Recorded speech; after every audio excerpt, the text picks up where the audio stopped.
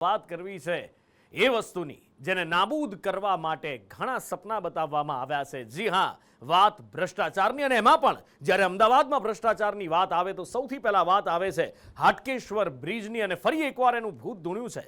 Hatkeshwar bridge ફરી એકવાર રાજકારણનો મુદ્દો બન્યું છે। ચર્ચા છે હાટકેશ્વરના બ્રિજમાં ઘાટ કરતા ઘડામણ મોંઘું પડ્યાની, કારણ કે જૂનો બ્રિજ 42 કરોડના ખર્ચે બન્યો હતો।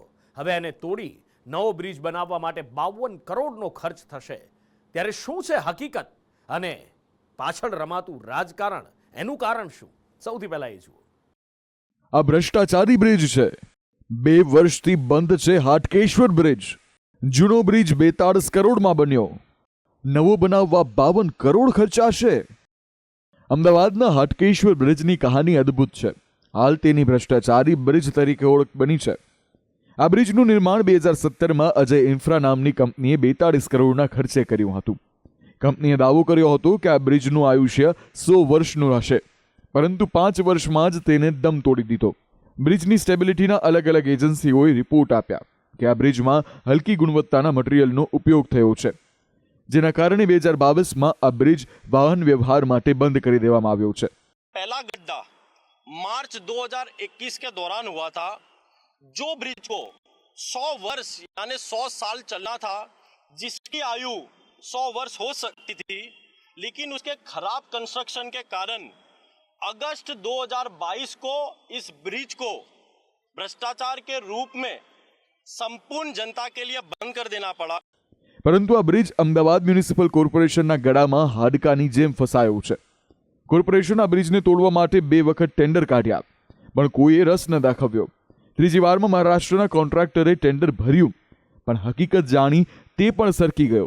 અંતે કોર્પોરેશને ચોથી વાર ટેન્ડર બહાર પાડ્યું, અને હાલ રાજસ્થાનના એક કોન્ટ્રાક્ટરે 52 કરોડનો વર્ક ઓર્ડર ભરી કામ કરવા માટે રસ દાખવ્યો છે। 3 વાર ટેન્ડર કરવામાં આવ્યા હતા, નીલાવ્યા હતા।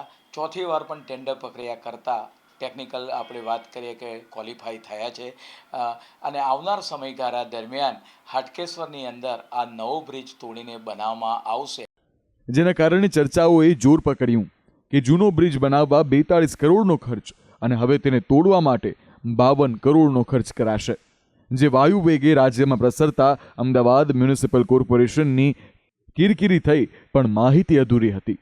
હર્ષ સંઘવીએ ટ્વીટ કરી ખુલાસો કર્યો કે ખર્ચો જૂનો બ્રિજ બનાવનાર કંપની પાસેથી જ વસૂલવાનો છે। સ્ટેન્ડિંગ ચેરમેને પણ સ્પષ્ટતા આપી છે કે નવા બ્રિજનો ખર્ચ બ્લેકલિસ્ટ થયેલી કંપની અજય ઇન્ફ્રા પાસેથી જ વસૂલાશે। બનાવ બાબતે વિપક્ષો દ્વારા જે કરવામાં આવે છે આક્ષેપ, એ તદ્દન પાયાવિહોણા છે।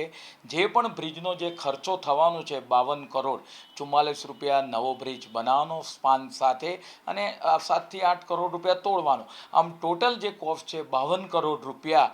એ તમામ કોસ્ટ આપણે વાત કરીએ કે જે કંપનીને બ્લેકલિસ્ટ કરી છે, જે કંપની પાસે જેને બ્રિજ બનાવ્યો હતો 17ની અંદર અને 19ની અંદર સ્ટ્રક્ચરમાં ખામી થતાં એ બ્રિજ આપણે બંધ કર્યો, તો એ કંપની પાસેથી આ તમામ જે ખર્ચ છે એ વસૂલવામાં આવશે। આ મહાનગરપાલિકા દ્વારા આના ઉપર કોઈ પણ પ્રકારનું ભારણ આવશે નહીં। અને ગૃહ રાજ્યમંત્રી હર્ષ સંઘવીના ટ્વીટને લઈ કોંગ્રેસ પ્રવક્તાએ જવાબ આપ્યો છે કે ભાજપ લાજવાને બદલે ગાજી રહી છે। અમદાવાદના ટેક્સ પેયરના પૈસા બરબાદ થઈ રહ્યા છે અને નાગરિકો સુવિધા માટે વલખા મારી રહ્યા છે। લાજવાને બદલે ભારતીય જનતા પાર્ટી ગાજી રહી છે, અને મંત્રીઓ હિસાબના ટ્વીટ કરી રહ્યા છે, કોણ બનાવશે, કેવી રીતે બનાવશે, તોડવામાં કેટલો ખર્ચ થશે, પણ 44 કરોડ રૂપિયાના ખર્ચ પછી પણ અમદાવાદના ટેક્સ પેડ નાગરિકોના 44 કરોડ રૂપિયા ખર્ચ પછી પણ આજે એમને સેવા સુવિધા મળી રહી નથી। આમ તો કોંગ્રેસની વાત સાચી તો લાગી રહી છે, કારણ કે હાટકેશ્વર બ્રિજ છેલ્લા કેટલાય વર્ષોથી બંધ છે અને નાગરિકો ત્રાહિમામ છે। ઉપરનો રસ્તો બંધ હોવાના કારણે ટ્રાફિકમાં અઢળક સમસ્યા ઊભી થાય છે, એક્સિડન્ટો થાય છે, બધાના સ્કૂટરોના ટાયર, જમ્પર બમ્પર બધું નુકસાન થાય છે, અને ઘણા પ્રજા ત્રાહિમામ થઈ ગઈ છે, અને સરકાર કોઈનું સાંભળતું નહીં, કોર્પોરેશન કોઈનું સાંભળતું નથી। શું માનો છો? પેલો બ્રિજ તો ફટાફટ જલ્દી તોડો, 2 વર્ષથી બ્રિજ બંધ છે, બરાબર, બહુ આવવા જવામાં તકલીફ પડે છે, પાણી ત્યાં ભરાય છે, ખાડા ખોડચી બહુ ટ્રાફિકની સમસ્યા છે, પાન ગલ્લાવાળાને બધાને તકલીફ પડે છે, દુકાનદાર ધંધાદારવાળાને તકલીફ પડે છે। આમ હાલ ફરી ભ્રષ્ટાચારના પર્યાય બનેલા હાટકેશ્વર બ્રિજનું ભૂત ફરી ધૂણ્યું છે. ભ્રષ્ટાચારનો અડ્ડો બની ગયેલા હાટકેશ્વર બ્રિજ મુદ્દે ફરી એક વખત રાજકારણ ગરમાયું છે. કોંગ્રેસ કહી રહી છે કે આ બ્રિજ પાછળ કુલ 92 કરોડનો ખર્ચ થશે, તો આ તરફ આ જ બ્રિજના મુદ્દે રાજ્યના ગૃહમંત્રી કહી રહ્યા છે કે કોંગ્રેસ લાયર ગેંગ છે. પરંતુ હકીકત એ છે કે કોર્પોરેશનના પાપે સ્થાનિકો ત્રાહિમામ પોકારી ઉઠ્યા છે. કેમેરામેન ચેતન પરમાર સાથે કશ્યપ જોશી, સંદેશ ન્યૂઝ, અમદાવાદ.